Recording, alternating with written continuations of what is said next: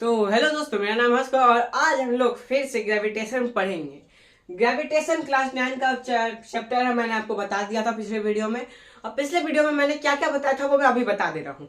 पिछले वीडियो में मैंने बताया था कि ग्रेविटी क्या होती है, ग्रेविटी का खोज किसने किया है, और खोज करने वाले का नाम मैं अभी बता देता हूँ। अगर आपने पिछला वीडियो नहीं देखा है तो जाके पिछला वीडियो पूरा देखिए।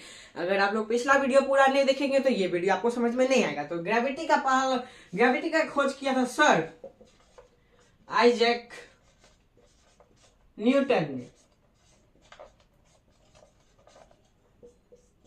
सर आइजैक न्यूटन ने खोज किया था, ऐसा हमें पढ़ाया गया है। लेकिन असलियत में हिंदू मैथोलॉजी में कौन ग्रेविटी का खोज किया था वो मैं वीडियो के आगे बताया हूं। तो इस वीडियो को पूरा देखिए, क्योंकि आपको अपने हिंदुइज्म के बारे में भी थोड़ा जानना जरूरी है। तो अब मैंने पिछले वीडियो में क्या क्या बताया था। मैंने बताया था कि सर आइजैक न्यूटन ने 3 लॉ बनाए। 3 लॉ में से एक लॉ जो महत्वपूर्ण लॉ है, इस चैप्टर में जो लॉ काम कर रहा है, मैंने आपको वही लॉ बताया है। और इस वीडियो में और हम लोग क्या क्या जानेंगे, मैंने आपको पिछले वीडियो के अंत में बताया था। इस वीडियो में हम लोग फॉर्मूला जानेंगे, वो फॉर्मूला भी आगे आपको मिल जाएगा। तो वीडियो को जरूर पूरा देखें। चलिए शुरू करते हैं। सोचिए, मैंने कल एक अर्थ बनाया था। जो अर्थ वो रहा, ये अर्थ, और ये एक बच्चा है, ठीक। मैं हूं। मेरे और अर्थ के बीच का डिस्टेंस को हम लोग डी मान लेते हैं, ठीक। अब यहां देखिए, एक मास है, ठीक, एक मास है। मैं भी मास हूं, मेरे में भी वेट है। All thing that have weight is known as mass, ठीक। मेरे पास भी वेट है तो मैं भी मास हूं, और अर्थ का भी वेट है तो वो भी मास है। तो इस दोनों मास के बीच में क्या हो रहा है? अट्रैक्शन। मेरे और अर्थ के बीच में क्या हो रहा है? अट्रैक्शन। ये जो मेरा हाथ है ये भी मास है, और ये है, इन दोनों के बीच में क्या हुआ? अट्रैक्शन। ये अर्थ है, मैं इसको अगर ऐसे ही छोड़ दूंगा तो ये अर्थ पे गिर जाएगा। तो ये मार्कर और अर्थ के बीच में क्या हुआ? अट्रैक्शन। यानी ये भी मास है, ये भी मास है, और जिसमें भी वेट है वो सब मास है, ठीक।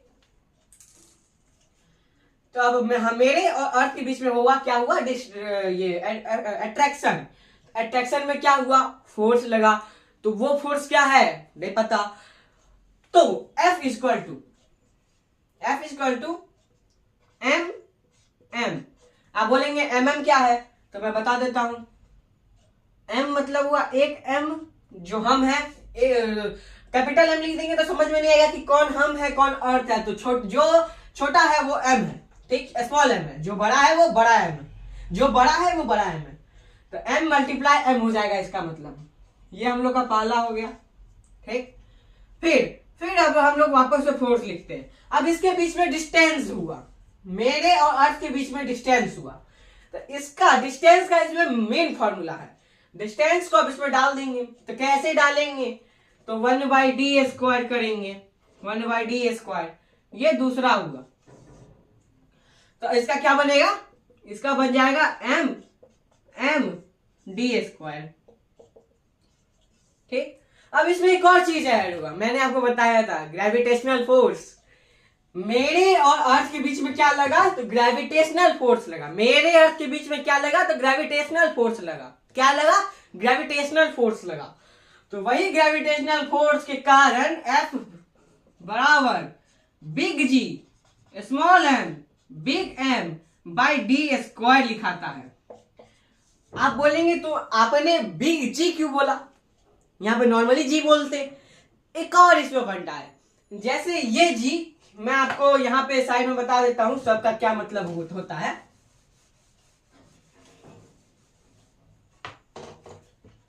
M लीजिए, मास, ये M भी लीजिए, मास, ठीक। अब बोलेंगे F हो गया फोर्स, ठीक। अब D का बारी। D क्या है? तो D है डिस्टेंस है जो स्क्वायर्ड में है। क्या है? स्क्वायर्ड में है। स्क्वायर देना नहीं भूलिएगा, नहीं तो आपको पूरा जो क्वेश्चन आप बनाएंगे इस पे जो क्वेश्चन आएगा वो बनाएंगे तो वो गलत हो जाएगा। तो D क्या है? डिस्टेंस। और G, ये G क्या है? तो ये G है ग्रेविटेशन, ग्रेविटेशनल फोर्स। जी क्या है? तो जी है ग्रेविटेशनल फोर्स। तो फोर्स बराबर big G small M big M D square. अब देखिए मास ऑफ द ऑब्जेक्ट जो दिया रहेगा वही लिखेंगे। अर्थ का मास क्या है और मैन का मास जो मैं हूं उसका मास क्या है। कोई भी ऑब्जेक्ट है टेबल का, ये रहा टेबल, ये रहा बॉल, इन दोनों के बीच का डिस्टेंस दे दिया है, मास दे दिया है। ग्रेविटेशनल फोर्स क्या आप बोलेंगे? ग्रेविटेशनल का तो यूनिट होगा, यूनिट बताइए हमें। तो इसमें जो यूनिट है वो ऐसे है, जी का जो है वैल्यू वो ये है, जी का value 6.67 into 10 minus 11 n minus M square by K G square. ठीक, अगर आपको ये फॉर्मूला ये जी का वैल्यू नहीं याद होगा तो आपका जो फॉर्मूला है F बराबर big G small M big M by D square वो नहीं बन पाएगा। इसलिए इसको याद करना जरूरी है। तो आप इसको हर समय बोलते रहेगा, याद करते रहेगा, तो आपको ये जरूर याद होगा। अब मैं आपको एक इंटरेस्टिंग बात बताता हूं। सर आइजैक न्यूटन ने जो फिजिक्स का ये ग्रेविटी का जो खोज किया था वो किया था 1666 में। कब? तो 1666 में। इनके खोज करने से, इनके जन्म होने से 1000 साल पहले, जी हाँ 1000 साल पहले भारतीय ऋषियों ने एक खोज किया था। वो एक ऋषि थे जिन्होंने अपने किताब में लिखा था कि जैसे आग में गर्मी होती है और पानी में ठंडक होती है, वैसे ही अर्थ के पास ग्रेविटी की पावर है। क्या मैंने कहा? आग में गर्मी होती है और पानी में ठंडक होती है, वैसे ही अर्थ के पास ग्रेविटी की पावर है। तो अर्थ के पास ग्रेविटी की पावर है। तो इन ऋषि का नाम क्या था? बोले कि इन ऋषि का नाम क्या है? मैं नाम बताइए तो बताता हूं।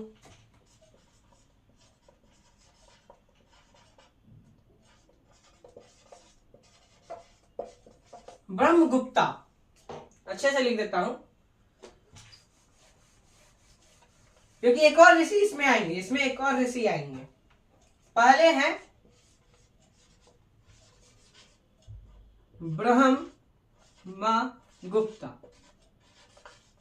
ब्रह्मगुप्ता और दूसरे जो ऋषि हैं वो है भास्कर।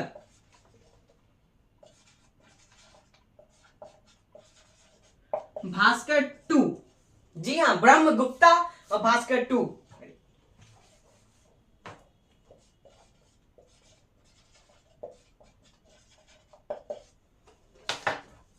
ब्रह्मगुप्ता और भास्कर 2। ठीक, इन दोनों ने असलियत में खोज तो बोला तो इन्होंने था, जो अपनी किताब में लिखे थे वो थे ब्रह्मगुप्ता, जिन्होंने सर आइजैक न्यूटन के पैदा होने से 1000 साल पहले बताया था। 500 साल बाद आए थे भास्कर 2, जो इनके सारे ग्रंथों को पढ़ा। ब्रह्मगुप्ता के जितने भी बुक थे उनको पढ़ा। तो इस बात को लेकर इनके अंदर थोड़ी जिज्ञासा उठी कि इसका नाम नहीं दिया हुआ है। आग से जो प्रोड्यूस होता है उसको गर्मी बोल दिया गया है, पानी से जो हुआ है उसको ठंडा बोल दिया गया है, लेकिन अर्थ जो कर रहा है वो नहीं बताया गया। क्यों? तो यही बात उन्होंने निकाला। थोड़ा देर तक, कुछ दिनों तक इस पे सोच किया, फिर निकाला इसका रहस्य खोला। तो इसमें इनका भास्कर ने ग्रेविटी का नाम, ग्रेविटी जो है ग्रेविटी, जो बस ब्रह्मगुप्ता बता के चले गए थे कि अर्थ के पास खींचने की शक्ति है, अट्रैक्शन की पावर है, जैसे कि मैंने आपको बताया। तो भास्कर 2 ने उसका नाम गुरुत्वाकर्षण कर लिया। क्या किया? तो गुरुत्वाकर्षण डाल दिया गया। तो सोचिए, कोई हमें आज पढ़ा रहे हैं, कोई हमें 500 साल पहले पढ़ा रहे थे, कोई हमें कहीं पढ़ा रहे थे। हमारे जो ऋषि थे वो हमें पढ़ा के चले गए। और मैं आपको एक चीज बताना भूल गया, उसके लिए बहुत बहुत सॉरी।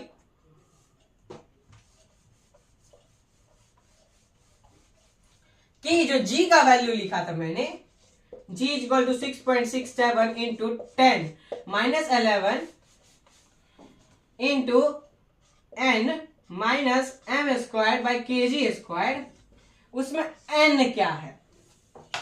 के जी स्क्वायर तो समझ गए कि किलोग्राम है, तो ये n है क्या?